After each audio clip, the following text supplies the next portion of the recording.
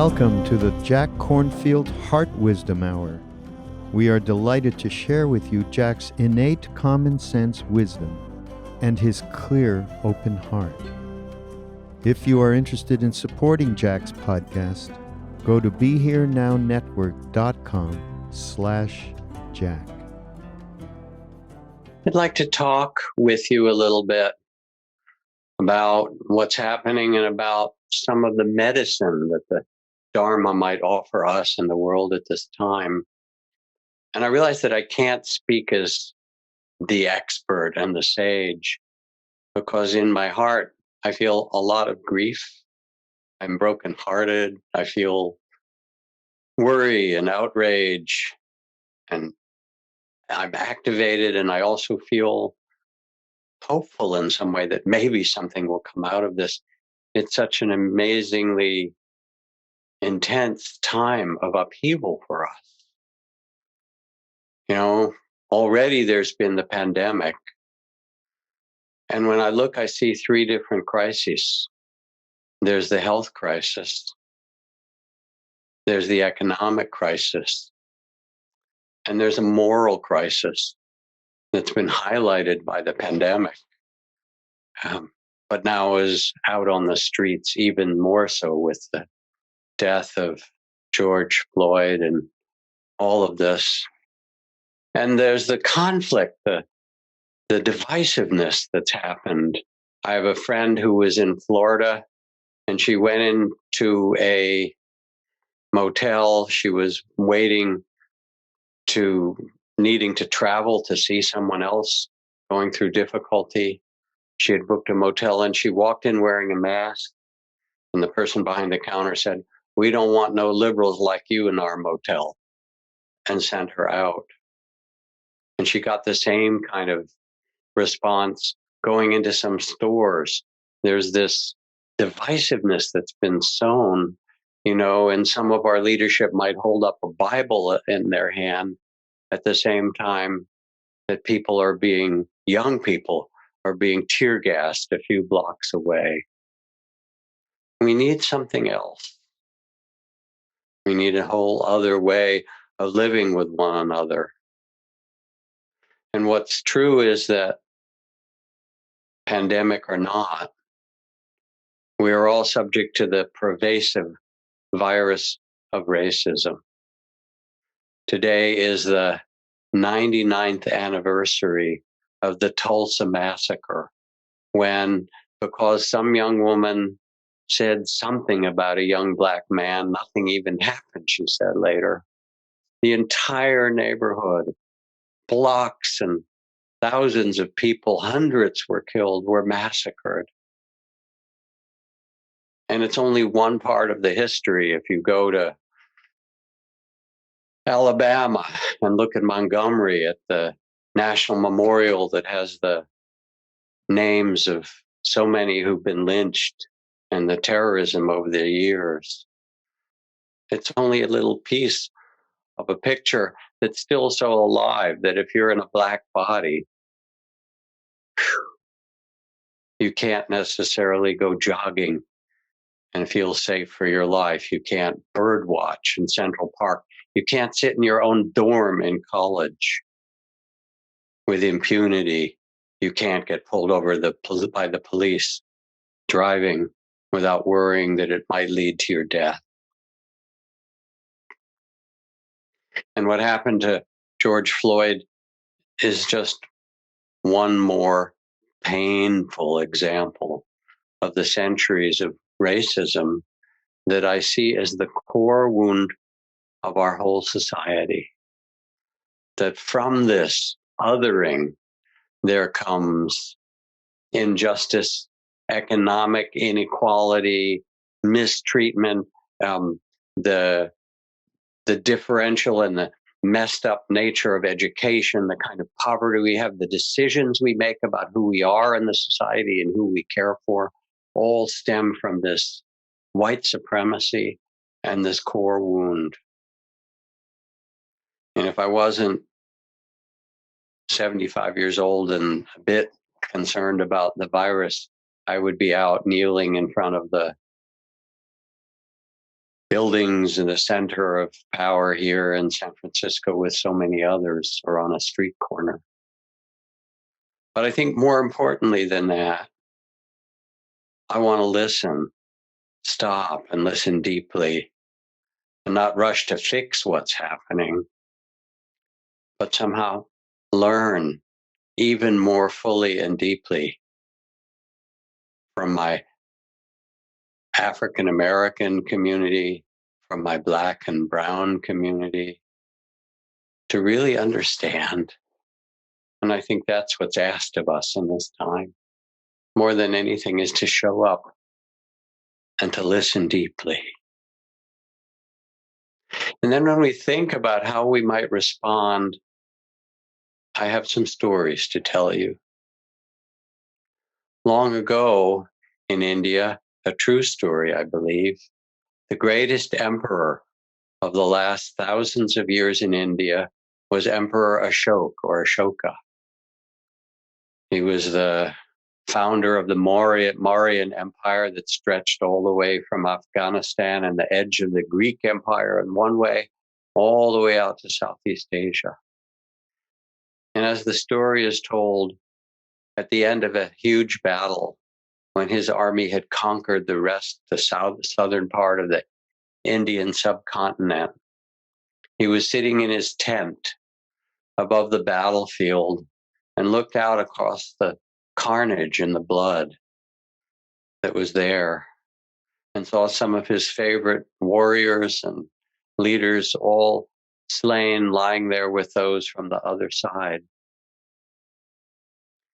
And as he gazed at this, his heart very heavy, agitated, and pained, he saw at the edge of the field a monk in an ochre orange robe walk step by step, slowly and mindfully, across the edge of the battlefield with such a sense of decorum and centeredness and peace.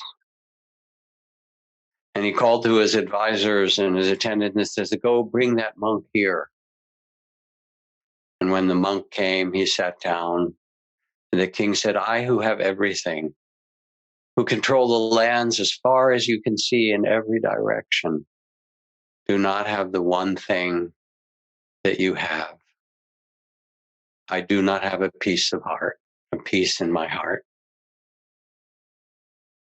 And so the monk began to teach him, and Ashok became a true follower of the Dharma.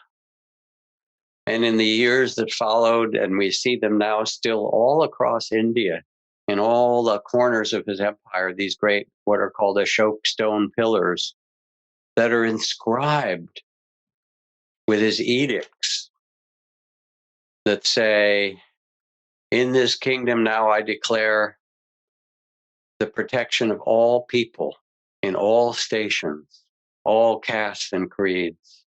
In this kingdom, I create a kingdom based on the establishment of virtue, of compassion and truth telling. In this kingdom across the lands, I abolish harshness and cruelty. And in this kingdom, I decree we will have mutual respect among all religions and spiritual traditions. I decree that we will protect all animals." And these are still written in stone all across the whole great Indian subcontinent. King Ashok, Emperor Ashok asked that monk, "Teach me how to love. Teach me true leadership." And he listened. It's said in the time of the Buddha that on one occasion he climbed to the top of Vulture's Peak, with a whole retinue of monks and nuns, and gave what is called the fire sermon. He said to those gathered, "My friends, everything is burning. What is everything burning with? This world, world of visible and auditory, of all the experiences of our life. It is burning with the fires of greed. It is burning with the fires of hatred. It is burning with the fires of delusion. And seeing these clearly, the wise ones becomes aware of this, becomes weary of greed and hatred and delusion and clinging to all of these, releasing the grasping of this. One turns one's heart toward freedom.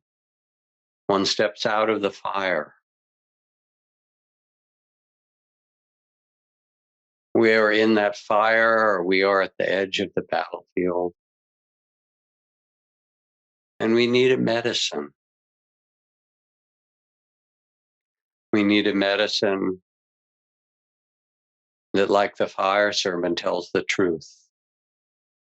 That a society based on greed, on hatred, on ignorance, on fear and racism and prejudice will continue to suffer. That greed, hatred, and ignorance do not make the heart happy, do not make human beings well. Remember those who listened a couple of months ago, 2 Mondays before, I believe I told the story of the act of truth, of how a child had fallen ill in India long ago, bitten by a snake. And they went to the only healer they thought they could find, a monk or a yogi, who said, "I'm not a healer at all." And they said, "Well, then you must make an act of truth. Perhaps this will heal our child." And that yogi confessed as an act of truth that he was not a healer. In fact, he was not a real yogi. He would sneak off into the marketplace and do things that were unbecoming. And they didn't even know how to live a life as a yogi. And when he spoke that truth, the child's eyes opened. But he couldn't sit up. And then the father spoke a truth about his own greediness and selfishness as a businessman, how he looked good on the outside, but how he was greedy and difficult. And when he spoke that truth, the child sat up, but still couldn't move. And finally, the mother spoke and said she was so unhappy in the marriage. She loved her child, but she felt mistreated. And when she spoke that truth, the child could walk and move again. And then they looked at each other in that wreckage of the truth and realized that they had to rebuild their lives by telling the truth. Part of the medicine that we need of the Dharma, the medicine of the fire sermon, is that a culture built on greed, on hatred, on ignorance and prejudice will not bring happiness. It's said that we're all in the same boat, but you know the truth. Some are in yachts, some are in rowboats, and some of us are just barely floating, holding on to a piece of driftwood. Yes, the pandemic has spread, but it's spread so much more widely in the communities of poverty, in the communities of color, in the Black and African American community, especially. So the truth is, we're not in the same boat. And when I think of the tellers of truth, I think of Sojourner Truth, who stood up against the enslavement of people. She stood up for the rights of women. She stood up for economic justice. Even after one of her children was sold under her as just, at a slave market, she took the courage to get her child back and to stand up again and again. She joined with the abolitionists of that time to tell the horrors and make it so evident and clear. And she was accosted at one meeting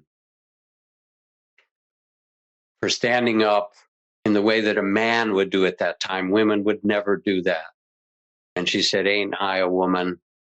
and bared her breasts, the breasts that had nurtured the children that had been sold. Ain't I a woman?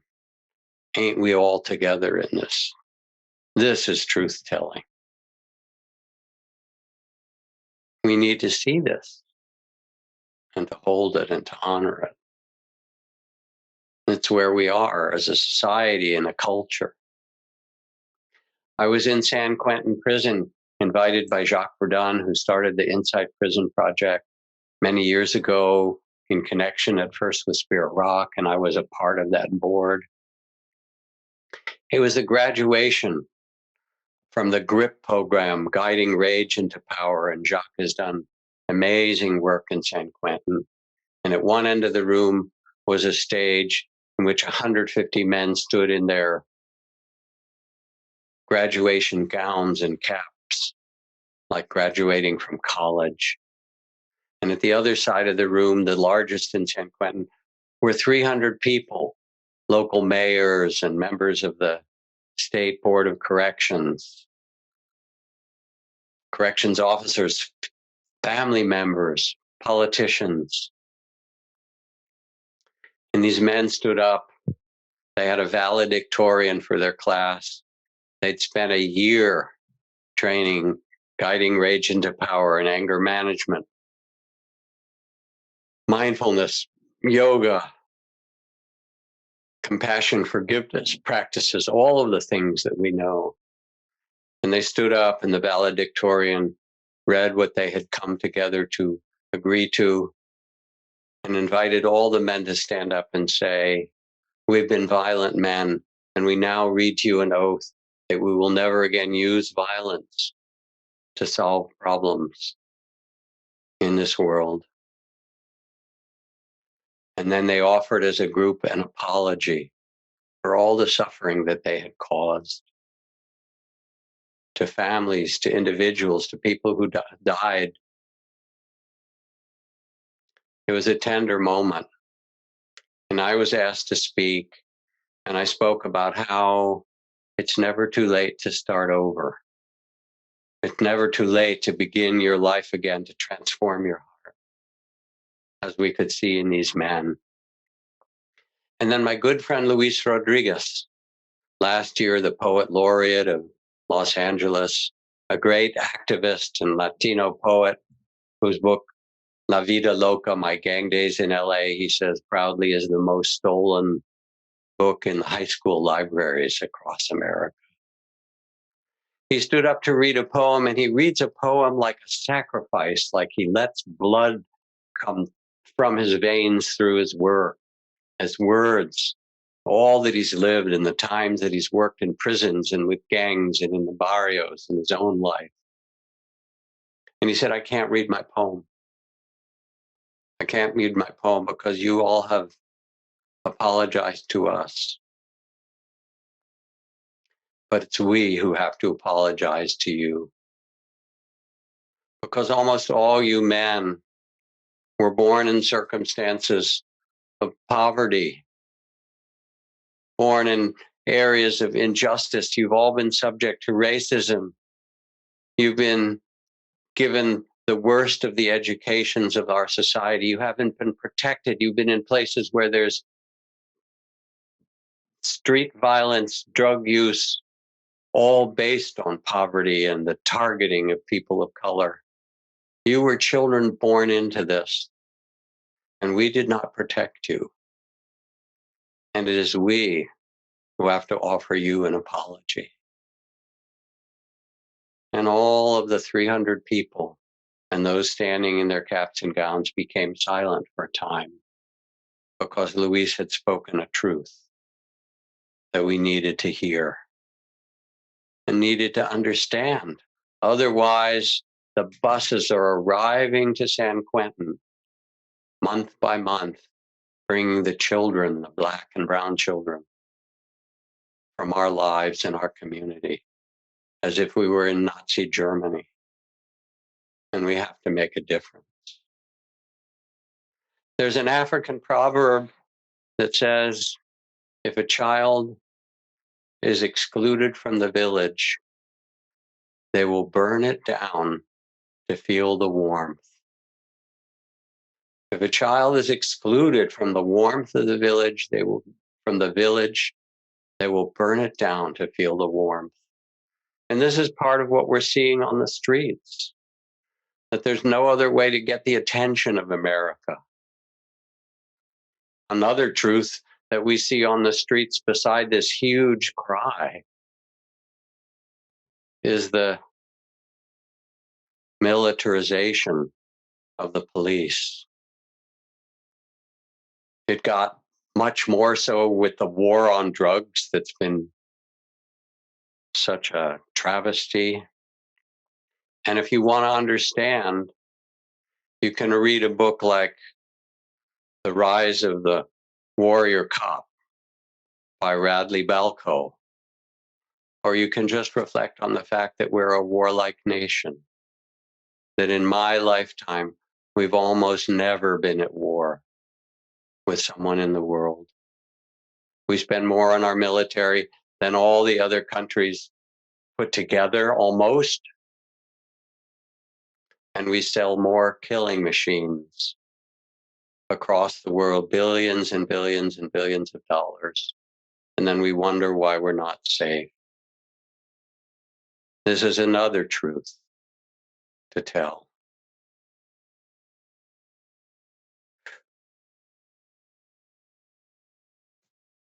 And I speak this as a white person because I can do things, I can protest and march and write to people and be active and vote. And I've done these things and I will.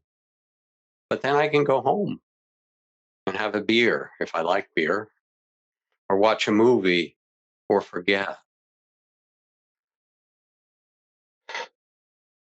But if I'm a person of color, and especially if I'm African American or an African American male, I can't walk into a store.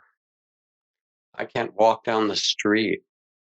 I can't be stopped by the police without over and over and over fearing for my life, noticing the way people are looking at me as if I'm different, as if I, who was born a child like everyone else, got mixed in this insanity of madness of what color are you? Blue, red, yellow, green, purple, as if that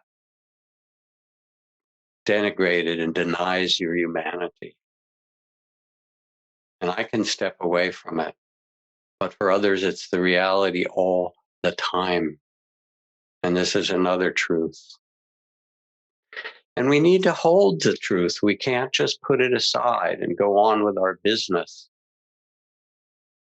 There's a story of James McNeill Whistler, the great painter and artist. He enrolled at West Point. And as an artist, he kept that art going while he was doing his military training. And in an engineering class, Whistler was asked to draw a picture of a bridge that the military might build as part of their exercises. And he drew a beautiful picture with a stream and a curved stone bridge over it, and drew in it two young children fishing from the top of the bridge. And the angry officer said, "Whistler, get those children off the bridge." So he has submitted the next drawing, and he had the children fishing from the side of the river. And the officer got more angry, and he said, "Whistler, get those children out of the picture." And he redrew the bridge again. And this time there were two little gravestones at the side of the river. And at that point, Whistler realized that he had to quit. That his truth was, as an artist, as someone who could see the natural world and the beauty of children and life, that he couldn't live in that military engineering mindset. He stayed true to himself. And you need to do this. You need to stay true to yourself, to add your voice in your paintings and your songs and your poems and your passion for what Thich Nhat Hanh said to us. The next Buddha is not coming as an individual. The next Buddha is the Sangha, the community itself. And yet there's a still bigger truth. The suffering we carry is not the end of the story. Yes, there is suffering. And yes, there is an end to it. There's an end to greed and hatred and ignorance in ourselves. Through wise speech, wise livelihood, wise mindfulness, wise compassion, all the steps of the Buddhist path. This is why we practice.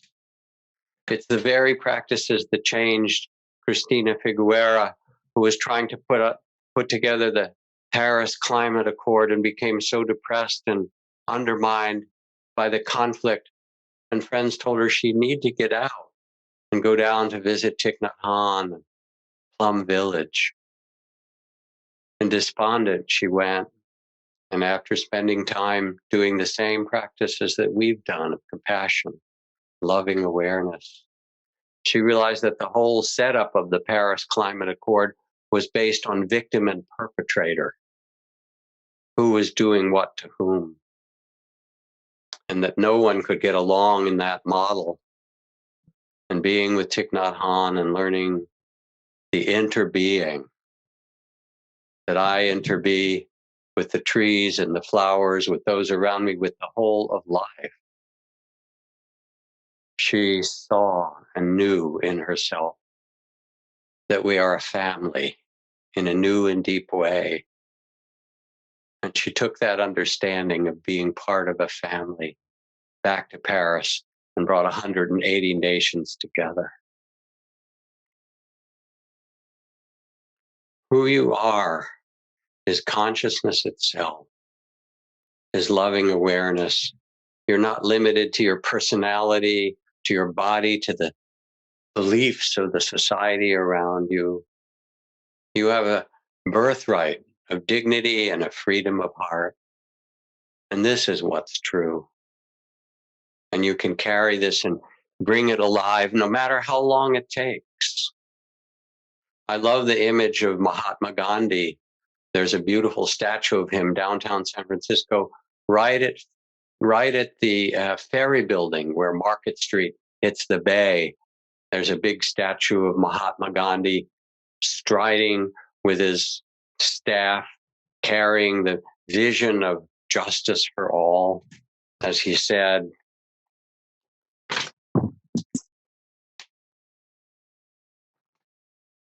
if you make laws to keep us suppressed that are wrong without taking us into confidence or care, these laws will merely adorn the statute books. If you misuse them, we will never obey them. Award us what punishment you like, we will put up with it. Send us to prison, we will live there as in a paradise. Ask us to mount the scaffold, and we will do so laughing. Shower what sufferings you like upon us. We will calmly endure and not hurt a hair of your body. We will gladly die, but we will not so much as touch or harm you. But so long as there is yet life in our bones, we will never comply with your unjust laws. And the beautiful thing about the statue of Gandhi is that someone climbed up on it and put a mask. So here's Gandhi going out in the streets, as everyone is, who's joined the protests in San Francisco. He's with them, wearing his mask, socially distancing as he might, and carrying a truth. And it doesn't matter how long it takes, how long they say, however long it takes. If it takes 500 years, there's only one direction to go. So on my website are 75 things that people can do, that white people can do, to speak up, to stand up for justice, to become brothers and sisters and family to others of all races and colors, to interact and make a difference and change the government, to change the education, to change the economic system. Never underestimate the power of the human heart to transform the world, however long it takes. This is the source. And our task, like Gandhi's, is first to sit quietly, to come into the great heart of compassion as we did this evening.